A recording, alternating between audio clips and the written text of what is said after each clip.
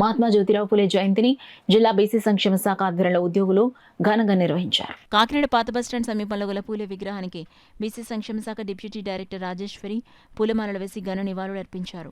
ఈ సందర్భంగా ఆమె మాట్లాడుతూ పూలే జయంతి వేడుకలను రాష్ట్ర ప్రభుత్వం ఆదేశాలతో అధికారికంగా నిర్వహించడం జరిగిందన్నారు.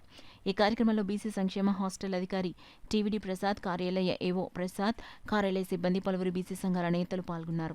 పొందేటట్టుగా విద్య ద్వారా సంఘాన్ని సంస్కరించవచ్చు, సంఘం యొక్క సమాజాన్ని యొక్క అభివృద్ధిని చేపట్టవచ్చు అనే ఉద్దేశంతో మహాత్మా జ్యోతిరావు ఫులే అవిరళ కృషి జరిపి సమాజానికి సమాజోద్ధరణ కోసమే తన జీవితాన్ని అర్పించారు.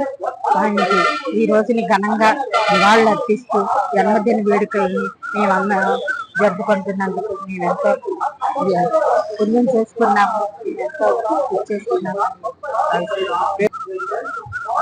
వెనుకబడిన తరగతుల సంక్షేమ శాఖ డివిజనల్ ఆఫీసర్ పెద్దాపల్లి. నా పేరు రాజేశ్వరి.